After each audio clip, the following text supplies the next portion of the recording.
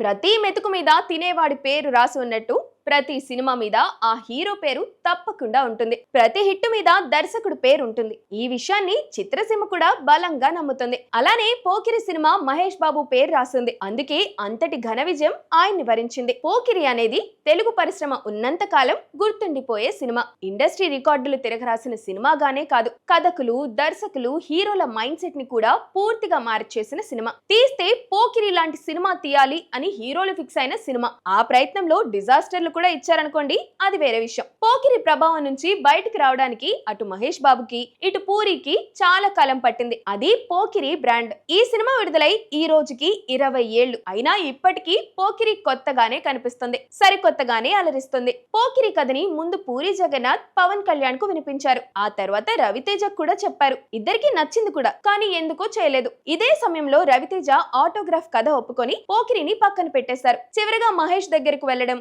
ఆయన single sitting లోనే okay చెప్పేయడం జరిగిపోయాయి. ఈ సినిమాలో హీరోని పండు అని పిలుస్తారు. పూరి జగన్నాథ్ తన భార్యని ప్రేమగా పండు అని పిలిచేవారు.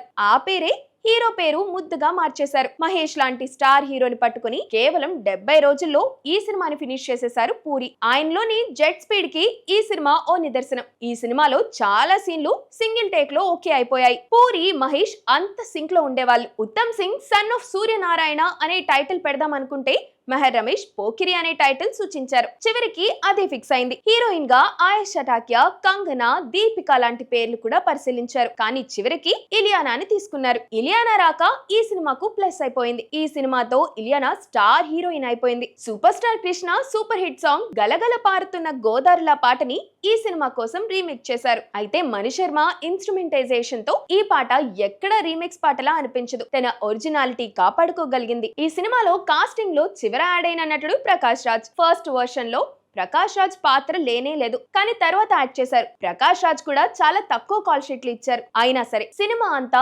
ప్రకాష్ రాజ్ ఇంపాక్ట్ కనిపిస్తూనే ఉంటుంది. ఈ సినిమాని చాలా భాషలో రీమేక్ కూడా చేశారు. అన్ని చోట్ల సూపర్ హిట్టే. కానీ మహేష్ స్టైల్ కి ఎవ్వరూ దగ్గర రాలేకపోయారు.